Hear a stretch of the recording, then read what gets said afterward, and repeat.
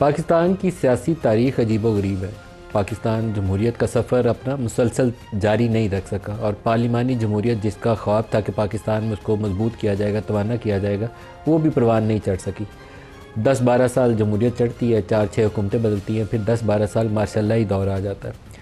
मोहतरमा फ़ातिमा जिन्ना से लेकर बेनज़ीर भुट्टो, नवाज़ शरीफ और अब इमरान खान, तकरीबन सारों ने गद्दारी के फतवे भी सहे और सिक्योरिटी रिस्क भी करार दिए गए। पाकिस्तान को आगे बढ़ने के लिए शायद ये जो गद्दारी के सर्टिफिकेट बांटने का सिलसिला ये ख़त्म करना पड़ेगा।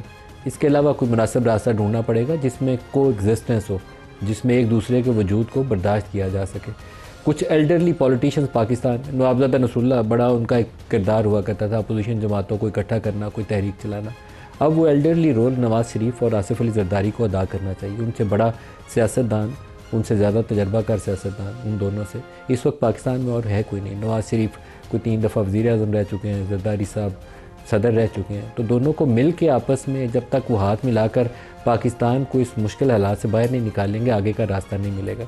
अभी चंद ही साल पहले तक नवाज़ शरीफ को मोदी का यार कहा जाता था। तो क्या नवाज़ शरीफ मोदी का यार था, पाकिस्तान से दुश्मनी थी? नहीं, वो एक सियासी तनाज़ा था जो एक ऐसी शक्ल इख्तियार कर गया कि उसको मोदी का यार कह के पुकारना, उसको बड़े फ़ख्र से पुकारा जाता था। और जो इमरान खान पुकारते थे, आज वो ज़हनी मरीज़ और उसको क्या कुछ कहा गया। तो ये दोनों सूरतें दुरुस्त नहीं हैं। पाकिस्तान के मफाद में ये दोनों सूरतें नहीं हैं। मोहतरमा बेनज़ीर भुट्टो, अल्लाह उनकी मग़फ़िरत फरमाए, उनको सिक्योरिटी रिस्क करार दिया जाता था। नवाज़ शरीफ के ऊपर इस्टेब्लिशमेंट ने 81 से इन्वेस्ट करना शुरू किया था और उसका एक जो फोकस था, जो टारगेट था कि बेनज़ीर सिक्योरिटी रिस्क है, उसके मुतबादल के तौर पर नवाज़ शरीफ को खड़ा करना। नवाज़ शरीफ की 90 से 93 तक हुकूमत बनी, पहली दफ़ा वज़ीर-ए-आज़म बने और उसके बाद से कोई ऐसा साल नहीं आया जिसमें उनकी इस्टेब्लिशमेंट के साथ दोबारा कुर्बत बरकरार रही। फिर 2011 से 2018 तक इमरान खान के ऊपर इन्वेस्ट किया गया। उस वक्त नवाज़ शरीफ और पीपल्स पार्टी और PMLN दोनों को इक़्तिदार से परे रखना ये तरजीह थी, क्योंकि दोनों की बारी लग गई थी और ये इस्टेब्लिशमेंट को पसंद नहीं था। दोनों ने बारियां लगाई और उससे बेहतर तरीक़ाकार ये था कि इमरान खान को थर्ड पॉलिटिकल फोर्स के तौर पर डेवलप करना था। 2011 से 18 तक उस पर इन्वेस्ट किया। 18 में उसकी हुकूमत बनी, 22 में उसके ख़िलाफ़ नो कॉन्फिडेंस हुआ और उसके बाद से अब तक उसको हम कट टू साइज़ करने की कोशिश कर रहे हैं। जो तरीक़ाकार है ये पाकिस्तान को आगे बढ़ने नहीं देगा। आगे बढ़ने के लिए एक दूसरे को बर्दाश्त करना पड़ेगा। एक रोल इस्टेब्लिशमेंट का है और एक पॉलिटिकल एलीट का है। पॉलिटिकल एलीट को अपना किरदार अदा करना चाहिए, ना कि अपनी बारी में इंतज़ार करते हैं कि हमारी बारी में बाकी सारों को जेल में डाल दो। तो वो ठीक है, इमरान खान ने ये बाकी सारों के साथ किया और अभी यही काम पीपल्स पार्टी और नून लीग PTI के साथ कर रहे हैं। तो इस तरीके से पाकिस्तान आगे नहीं जाएगा। आगे जाने के लिए पाकिस्तान के 25 करोड़ लोगों को सामने रखें। उनकी फलाह और तरक्की का राज जो है वो क्या है? वो है पाकिस्तान में पॉलिटिकल स्टेबिलिटी, जिससे आहिस्ता आहिस्ता इकनॉमिक स्टेबिलिटी की तरफ हम बढ़ सकें। हम इकनॉमिक स्टेबिलिटी पिछले 35 सालों से कहते हैं कि हम पिछले वाले ने तबाह कर दिया था, हम हासिल करने लगे हैं। हम कभी हासिल नहीं कर पाए।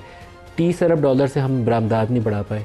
पाकिस्तान के पढ़े लिखे नौजवान जो पढ़ लिखे जाते हैं, माँ बाप सारी उम्र अपना सारी उम्र की कमाइयाँ लगा कर उन बच्चों को पढ़ाते हैं, उनको यहाँ जॉब नहीं हम दे पाते, वो पाकिस्तान से बाहर जाते हैं नौकरी तलाश करने और उन्हीं की भेजी हुई रिमिटेंसेस से पाकिस्तान का आजकल ये रोज़ो बसर जो है वो गुजर रही है। इसके अलावा कोई तरीक़ाकार नहीं है। बांग्लादेश, जिसको हम कहते थे एक तिनका वहाँ कपास नहीं पैदा होती, वो 40 अरब डॉलर की बरामदात करता है। हम 30 अरब डॉलर पे फंस के बैठे हुए। तो हमें अपनी कारकर्दगी का पता है कि हम क्या परफॉर्म कर रहे हैं, सिर्फ खुद फरेबी में मुब्तला है। 104 के ऊपर इसहाक डार के ऊपर इल्ज़ाम आयद किया जाता था कि इसने 104 के ऊपर डॉलर को मसनूई तरीके से रुका हुआ है। अगर ये डार को हटा दिया जाए फाइनेंस मिनिस्ट्री से तो पाकिस्तान तरक्की बहुत तेज़ी से करेगा। आज हमने 250 से भी क्रॉस कर लिया हुआ है डॉलर को। एक 350 रुपये, 280 या 84 रुपये और $1। बरामदात अभी भी 30 अरब डॉलर के हैं। कर्जे 3 गुना ज़रूर बढ़ गए, बरामदात नहीं बढ़ सकी। तो हमें पता है कि प्रॉब्लम हमारी क्या है। प्रॉब्लम हमारी है पॉलिटिकल स्टेबिलिटी, जिसकी वजह से हम इकनॉमिक सस्टेनेबिलिटी की तरफ नहीं जाते। यहाँ फ़ॉरेन डायरेक्ट इन्वेस्टमेंट नहीं आती है, लेकिन हम एक दूसरे को गद्दार और चोर और डाकू करार देकर, और सारे इसमें बराबर के कसूरवार हैं। ये नहीं है कि एक है और दूसरा नहीं है, सब ने अपनी अपनी बारी पर यही काम किया हुआ है। तो हमें बेहतरी की जानिब आगे बढ़ना है और कोशिश करेंगे कि आज के प्रोग्राम में अपने मेहमानों से पूछें कि वो रास्ता निकालें जिसमें पाकिस्तान के लिए फलाह, पाकिस्तान के लिए बेहतरी है। लाइन में लगकर एक ही तोते की तरह बयान देना शुरू हो जाते हैं सारे वज़ीर भी और सारे अपोजिशन वाले भी। ये नहीं सोचते कि हमें स्ट्रेटजाइज़ करना है इस मुल्क के लिए, इस मुल्क की बेहतरी के लिए और तरक्की के लिए। वो सोच कम नज़र आती है किसी के अंदर।